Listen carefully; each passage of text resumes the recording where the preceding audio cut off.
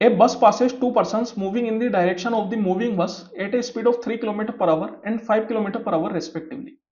The bus passes the first person in 10 seconds and the second person in 11 seconds. The speed of the bus. देखिए एक बस है, जिस direction में वो जा रही है उसी डायरेक्शन में दो लोग भी जा रहे हैं. जैसे कि अगर ये बस की डायरेक्शन में, तो यही फर्स्ट पर्सन की डायरेक्शन है और यही सेकंड पर्सन की डायरेक्शन है.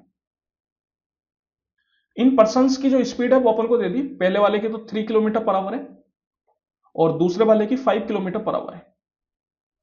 अब बोला गया है कि बस जो है पहले पर्सन को 10 सेकंड में क्रॉस करती है और दूसरे पर्सन को 11 सेकंड में क्रॉस करती है.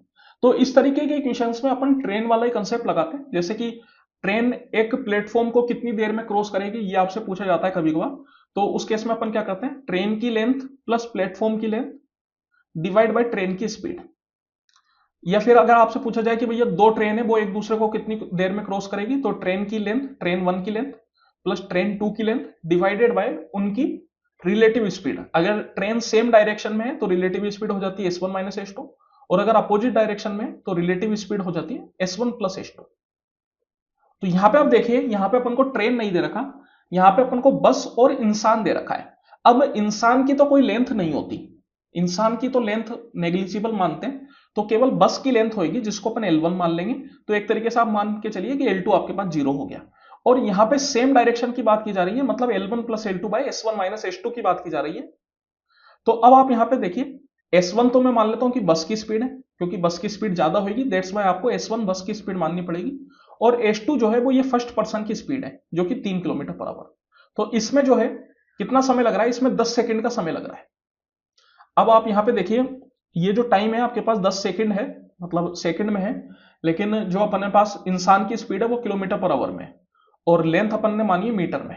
तो अपन क्या करते हैं, ये जो इंसान की स्पीड है इसको अपन किलोमीटर पर आवर से मीटर पर सेकंड में चेंज कर लेते हैं. तो उसके लिए अपन क्या करेंगे, 5/18 से मल्टीप्लाई कर देंगे.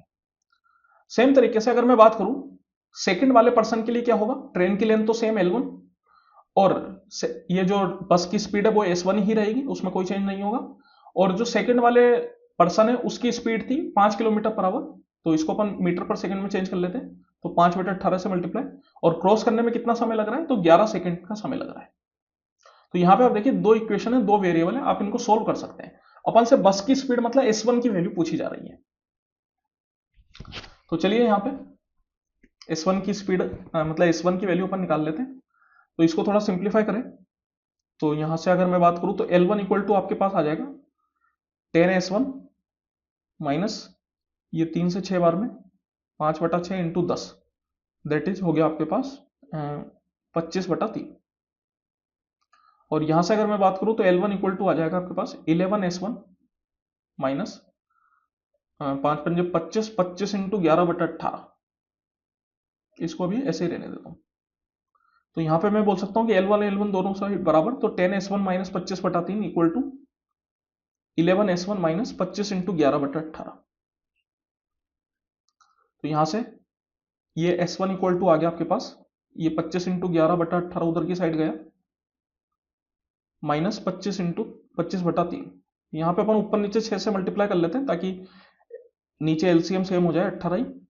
तो ये 25 इंटू 11 और ये हो गया 25 इंटू 6. 25 कॉमन ले तो 11 माइनस 6 अपने पास आ गया 5, तो 25 इंटू 5/18. तो ये जो S1 आएगा वो मीटर पर सेकंड में आएगा, लेकिन अपन को ऑप्शन दे रखे हैं किलोमीटर पर आवर में, तो अपन यहाँ पे वापस किलोमीटर पर आवर में चेंज करने के लिए 18/5 से मल्टीप्लाई कर लेते हैं.